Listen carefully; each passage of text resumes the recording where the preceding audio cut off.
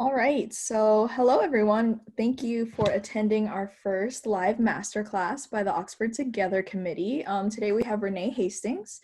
She's the assistant to the Chief Business Officer of Oxford College and is a past member and club officer of Toastmasters International, where she served the Northwest Perimeter Club as the Vice President of Public Relations for 4 years. And so today she's going to teach a class about table topics and tell us a little bit about Toastmasters. So I'll hand it off to you, Renee. You can get us started. Awesome. Thank you, Michaela, for that awesome introduction. I appreciate you. Absolutely. So good afternoon, everyone. Thank you for joining our table topics session today. Today we'll just go through a really quick agenda of what we'll be covering, and we'll just kind of get to know each other a little bit. I'll explain to you what table topics is all about. I'll also explain why table topics is necessary, give you some helpful tips and tricks, as well as how to be successful at table topics. And then we will actually get to do a table topics session. So that should be a ton of fun. And I'm very excited to have you join us. So, first of all, as Michaela mentioned, I am Renee Hastings. I support the Chief Business Officer at Oxford College of Emory University. And I just wanted to share a little bit about myself and how I became interested in public speaking. And from the time I was a little girl, I always wanted to be on the stage, whether it was singing or dancing or acting. And I was a firm believer in William Shakespeare's monologue that all the world's a stage, all the men and women merely players. And that's kind of how I've lived my whole life, is that everything is about interacting with people. People come, people go, and that's just a part of life. So I'd like to know who all we have on the call. So we have a quick poll and so you can tell me a little bit about you. So this poll lets us know who's on the call. Are you faculty? Are you staff? Are you student? Or are you other? Excuse me, let's take a couple of seconds to find out who we have. You guys see the poll? You can click. Just a couple seconds. All right. Awesome. I'm gonna end the poll. So great, we have staff on. So that is wonderful. So, and there are our results of that poll. So thank you all for joining. I just wanted to kind of lay a few ground rules for today. So today is all about having fun, even though when most people think about public speaking, they don't think about fun so much, but it's quite all right because today's session is going to be very interactive. And so feedback is very important, especially with a group our size. It's very intimate, so I'm very excited about learning more about each of you and sharing. And this is a no judgment zone, so feel free to be yourself and participate as often as possible. And our objective, again, is just to find out more about table topics. So thank you for participating in our poll. And the next poll we're going to talk about is communication. So when you think about communication, there's several elements to communication. There's words that we use, there's tone of voice that we use, as well as body language. So when you think about communication, how much of our communication do you think is conveyed through words, tone, or body language? What do you think conveys the message most clearly? We'll give it a few seconds here. How much of our communication is conveyed through words, tone, or body language? Great. Okay. Well, you are correct. Body language, 55% of our communication is communicated through body language. Words, only 7%. Our tone of voice, 38%, so it's pretty important. But body language says everything. And so we want to make sure that what we're saying is congruent with how our body looks to the audience. So we have another poll, but this poll you're going to actually be able to type in the chat box. And it gives you an opportunity to use your imagination a little bit. So it's a game called Would You Rather?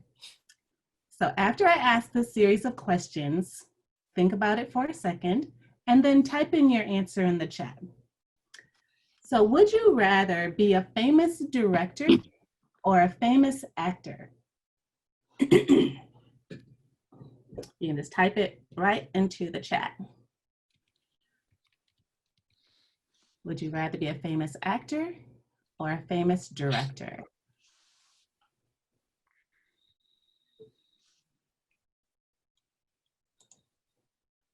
Great. Oh, directors. Director. That's awesome. Great. And there is no right or wrong answer. Let me just share that right now. So the next question is, would you rather live in a cave or live in a tree house?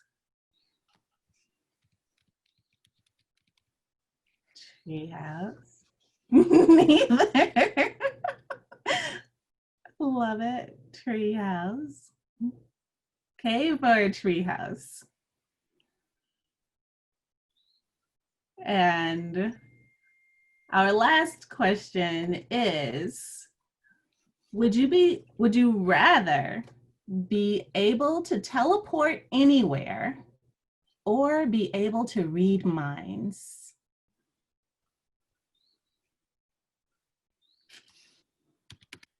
Teleport. Teleport, go anywhere. Yes, both. Yes, those would be so awesome to have. Thank you guys for participating. So you may be wondering, what is all of this about?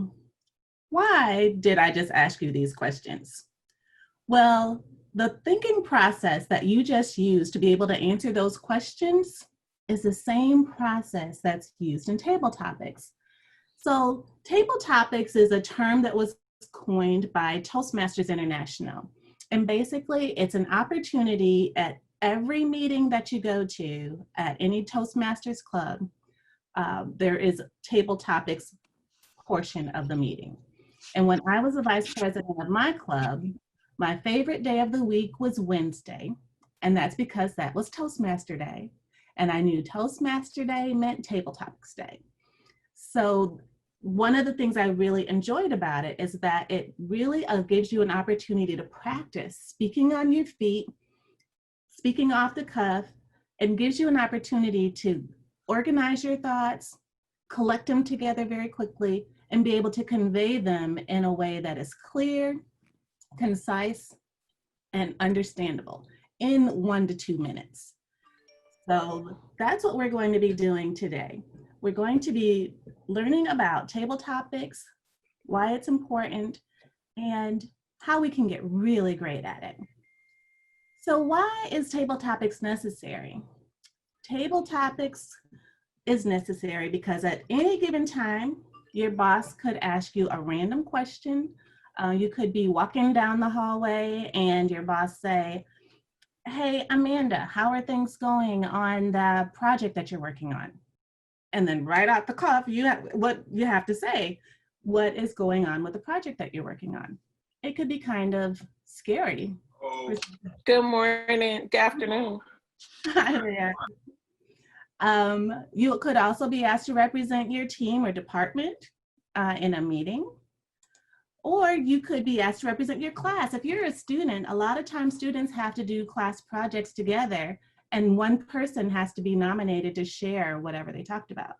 So it's important that you get comfortable knowing how to represent your team or you may have an interview, or you could be asked your opinion on something that really matters to a discussion, or you may have to participate in small talk. Now, I know that small talk may not be an issue for most people, but some people really have a hard time with just striking up a conversation and engaging with other people. So table topics will help you get really, really good at that. And then once you get really good at it, or as you're on your journey to getting good at it, there's so many growth opportunities that come your way because your communication skills have just improved so much. And when you are feeling confident in your ability to communicate, your leadership skills grow, and you'll be able to give comments or responses that are laser focused, that people really want to engage with. And it also gives you a polished and professional appearance. So some helpful tips, do's and don'ts. These are some things that you want to try to keep in mind as you think about our activity that we're going to be doing a little bit later. So one of the things that you want to do when you are presented with an opportunity to speak to someone is open with a strong grabber. So if you are a speaker at an event, and you want to start your speech with something very strong. So one of my meetings at Toastmasters started with, I spent the weekend eating food out of the garbage. And then there was a pause. And so of course I'm expecting there to be some sort of response from individuals there. And I continued on telling my story about how I spent the weekend with a group of folks whose mission it is to eliminate waste by collecting it and reusing it. So it was a very interesting presentation, to say the least. But one of the things I wanted to do was connect with my audience. People can connect with food that's been thrown in the trash.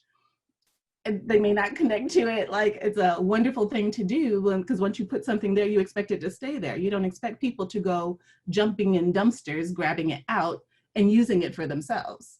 So it was very relatable in terms of connecting with my audience, making sure I had their attention.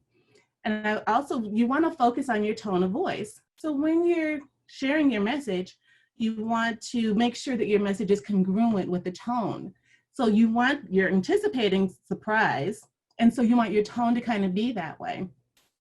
And you also want to have some inflection in your voice so that you're not monotone. That's something that's going to be coming up soon. But view it as a performance. When you have to speak to people, it's not so serious. It is not. It's fun. Your mindset should be, this is just fun. This is just an adventure. This is all a part of life. As William Shakespeare said, all the world's a stage. So just keep it simple and film yourself. How do athletes get better at what they do? They watch film, right? So they play back their plays, how they connected, the plays they missed, the plays they did well. They stop doing what they don't do well. They keep on doing what they are doing well. They watch film on other people so they can get better. Same thing with public speaking. And smile. That is just the easiest thing to do to make yourself feel much more comfortable about speaking in front of other people. Eye contact is critical. You don't want to stare people down in their face, but you do want to kind of glance from the side of the room to each side of the room, letting people know that you see them and that they're important to you and that you're glad that they're there. And if you ever find yourself getting very nervous, like very shaky, practice this tip. Put your fingertips together like this. So I can't see everybody right now, but if you press your fingertips together like this, and it could just be, just comfortable. See how they're just kind of mushed together? When you press your fingertips together, it slows down your heart rate. And when your heart rate slows, your breathing slows. and then you get more relaxed. So keep that tip in mind the next time that you have to give a presentation and you find yourself getting a little shaky. And the other thing you can do is drink a little water, especially if you find yourself clearing your throat every 2 seconds, like I was just doing. So feel free to take a drink. That is perfectly common practice among speakers.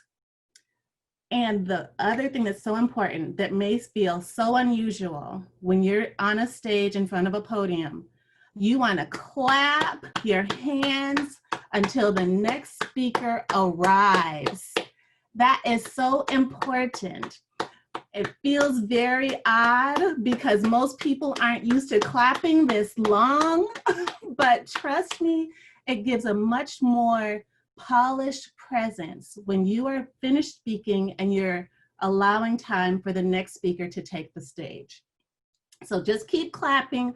It also gets the speaker it excites them, kind of gets them pumped up because they know that they're being applauded to get on stage and people are looking forward to seeing them. So practice that as well. Don't read your slides. Please, please, please. I was in a Zoom meeting and someone had 50,000 words on one slide and they read every single word on the slide. And I was just like, oh my word, just please stop, just stop reading your slides. It was the worst. It was just the absolute worst. So please don't read your slides. And don't use big words. Remember, you want to be relatable to your audience. You want people to know and understand that you're just a regular person like they are. And if you use all these big words, it tries to put you up on some pedestal higher than they are. And that's not how you connect with your audience. And don't rush. Feel comfortable about your presentation so that you can share at a comfortable speed what you want to have happen, what you want them to know, what you are empowering them with, because your words are power. And don't speak in a monotone voice. Remember the show, the movie Ferris Bueller's Day Off? And the teacher goes, Bueller, Bueller. You don't want your presentations to sound like Bueller. You want to have some high pitches, you want to have some low pitches, you want to have some pauses. And you also want to use some soft voices just to make sure you've got their attention. But then when it's time to get really excited, you really want to be excited. So all of that is so engaging to the audience, and you want to keep that in mind when you are giving your speech. Don't tell the audience how nervous you are, or how unprepared you are, or how scared, or this is the worst speech ever, but put up with you. Don't do that because people don't know, number one, what you were going to say. Only you know what you were going to say, and if you forgot it, they don't know. And keep in mind that your words are a gift. What you have to share with other people is to benefit them. And when you think about your speech in that way, you won't put it down because your audience is very hopeful for you. They're very excited for you. So don't take away their excitement by putting yourself down. And don't lock your knees. When you're standing up, excuse me, some people have a tendency to push their knees back and it locks them in place. When you do that, you cut off your circulation. That is not good. Poor circulation will cause you to faint. Please do not lock your knees when you are standing on stage giving a presentation. And be mindful of ums and filler words. At a Toastmasters meetings, it's always somebody's job to count the ums in a speech. It's called the ah counter. When you say ah or and if you get more than 5, you know you need to keep practicing. So that's one of the things that you want to be aware of when you're speaking. How many times are you using How many times are you using other filler words? If you're using them too often, pause. Take more time to think, to breathe, to speak through those times when you want to use those filler words. And don't fidget. Don't play with keys. There's a person who would speak and he always had change in his pocket. And he'd always be rattling the change in his pocket while he was speaking. If you guys can hear this, how annoying is this when you're trying to hear me? It's very annoying. So don't fidget, don't play with stuff in your pockets, don't tap your pens, you're completely detracting from your message. Don't do those things, please. And don't pace. When you are on a stage, you've got the center of the stage in front of you. You want to always make eye contact with the center of the stage. But when you're speaking, speak with a purpose. Walk with a purpose. Go to the left side of the stage. Stand there for a few seconds. Talk to those folks on that side of the stage. Come back to center. Talk to those folks. Let them know that you're paying attention. Then go to the right side of the stage. Pause, have some time with them, and come back to center. When you are moving with a purpose, it keeps you from pacing. Pacing makes people dizzy. Stop that. Don't pace. And the last thing you want to do is not leave the podium empty. So remember that whole clapping thing until the person gets there?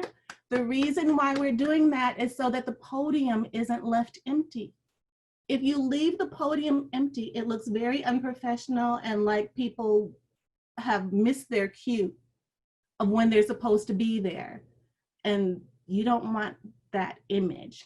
You're professionals. You're very, very good at what you do, and you don't want to detract from your message by leaving your podium empty. So any questions, any thoughts, comments on that? Okay. Yes, comments? No questions in the chat box. All right, awesome. So we'll move right on then to the how to be a terrific table topics speaker. So every day we have opportunities to speak. We have just random conversations in the hallway. We have these random conversations with our bosses, random conversations with our peers, or some people may even be in tech support where they have to give responses to individuals who are having problems with their computers or any other thing like that. So whether English is your first language or your second language, or if you speak regularly on a daily basis, finding out how to deliver terrific answers or responses is key to making sure that people are eager to hear what you have to say. So the first thing you'll want to do is think calmly. Breathe.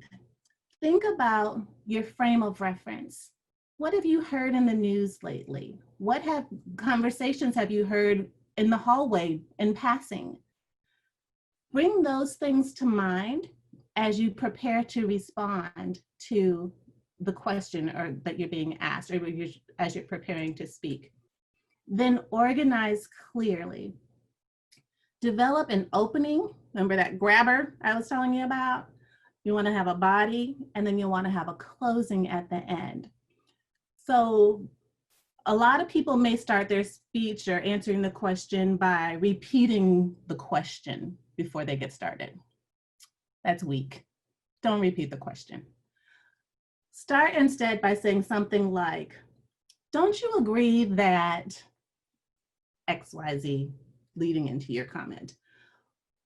Whatever it is, you could start with a story, you could ask a question, something that is better than just repeating the same question that you've just been asked. And then use a close that ties to the beginning of what you were saying. So it could be that you start out by saying, don't you agree that we need to have more awareness of societal issues. And then you go on to talk about societal issues. And then you wrap up by saying, by dealing with these societal issues, we will solve XYZ situation. And so you bring it all together. And that's how you tie together a very a good response. And you want to deliver it masterfully.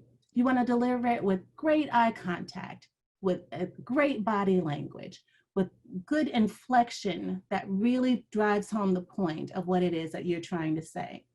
And you want to be careful to watch those ahs and ums because you fill them with words that matter. And then finally, you want to deliver timely information. So some part of a Toastmasters meeting includes a timer. That's somebody's job.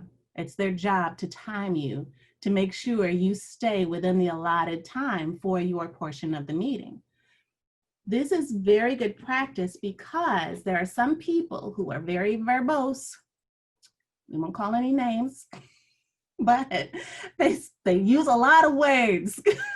And if you're in a presentation that has an agenda and a certain number of people have to speak in addition to you, you want to be mindful that you've got just this limited amount of time, so you have to cut down your words. And so table topics offer this opportunity to practice your timing so that you can practice using fewer words if you are a person who uses lots of words, or you can try to use this time to expand your words if you're a more timid speaker who has a hard time speaking and growing vocabulary. So that is those are the ways that you can become a very good table topics presenter, and how table topics will help you in your daily life. So now, who is ready to participate in table topics? Anyone? You can raise your hand. You can use a chat box. If anyone would like to participate in our table topics session. You got to practice. That's a key. You got to practice, practice, practice. So at the beginning of the session, we were asking folks to bring a random item to today's masterclass. Does anyone have a random item handy? Amanda, thank you. Amanda has a chapstick. All right, so Amanda is the owner of a chapstick. So, do we have any volunteers to be speakers? Someone to talk about the chapstick. Is that the prompt, Renee? Yes. Got it. And I'll ask them the question once we get a volunteer.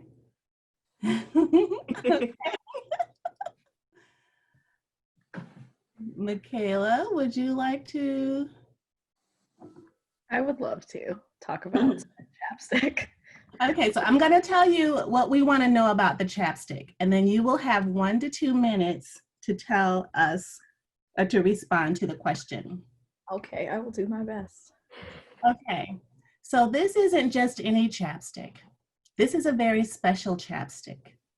So Michaela, in 1 to 2 minutes, tell us what it's like, a day in the life of this chapstick.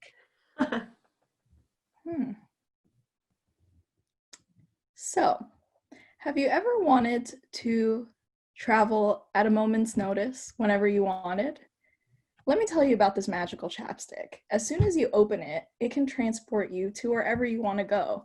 Some may think that chapstick is just a moisturizing product for your lips, but in fact, this specific hot pink chapstick is actually a time-traveling device. A surprise, right? So think about where you want to go, open that delicious smelling chapstick, and it'll actually take you to a new world. The end. You have, that was 25 seconds. Oh no. Sorry. Okay, so keep talking. So the way that this chapstick operates is by opening up the chapstick and screwing it out a little bit, placing it on your lips, but also closing your eyes and thinking about a special place where you want to go. That is how it works. So, Amanda, if you could assist me in this demonstration, follow the directions that I stated. Yes, close your eyes and put it on your lips and think about a special place where you'd want to be right now. I know that there's a lot of places you want to be right now because we're stuck in quarantine, but think of one special place. And in a minute or two, Amanda's camera will turn off and she'll disappear because she will be where she imagined herself to be using the magical chapstick. Excellent. Thank you. All right, applause. That was 1 minute and 30 seconds. Great job, Michaela. Thank you so much. You were fantastic. That was great. And thank you, Amanda, for your chapstick. So we have one more opportunity. Can we get one more volunteer to talk about this loop? Can you guys see this? I have a loop with a clamp and a hook. You see that? It's a black loop with a clamp and a hook. Would anyone like to ask me a question about this clamp and hook and circle? Okay. Anyone have any questions? I have a question. Okay, Amanda, I'll give it a try. Okay. Renee, can you share with us how that clamp saved your life last week? Great question. Last week, I was on 285. I was driving my car when all of a sudden, out of nowhere, this semi-truck just came and slammed into me, T-boned my car. It was so terrifying. I was trying to get out of the car before it exploded, and I couldn't find anything to get out of the car with. So I reached in my glove compartment and I found this hook and key and clamp. And I thought to myself, surely I must be able to pick a lock or something with this hook. And I wasn't able to quite get it. So I was like, let me clamp this clamp onto the window. And then it will automatically pop the window open and I can climb my bruised body out of the window. So that's exactly what I did. I clamped the clamp into the window. I pulled with all the might I had, and I was able to get myself out of the car before it exploded.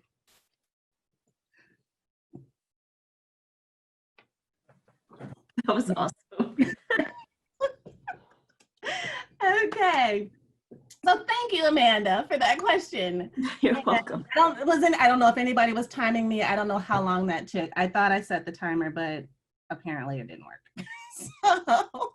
But thank you guys for participating in Table Topics with us today. But that's what Table Topics is. And the way you get better at these random conversations is just practice, practice, practice, practice.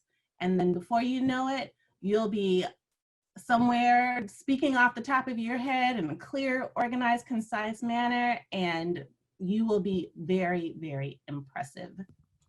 So now that everyone has seen what Table Topics is, how it's demonstrated, and gotten some helpful tips and tricks, does anyone have any questions?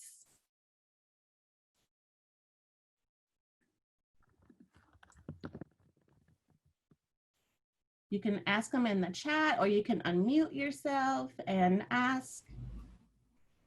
May I ask the question? Absolutely. I want to know, this table topic, is that only for people that's actually on the stage giving a presentation about something?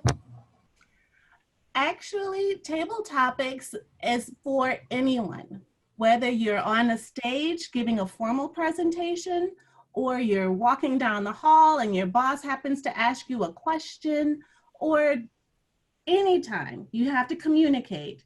It's good to have practiced table topics so that you're comfortable responding off the top of your head to questions that come from out of nowhere. So table topics is for everybody. And it's a Toastmasters tradition, but it's something we can use every day outside of Toastmasters. And the more we practice it, the more comfortable we get and more confident we become in our public speaking abilities. Okay, thank you. Thank you.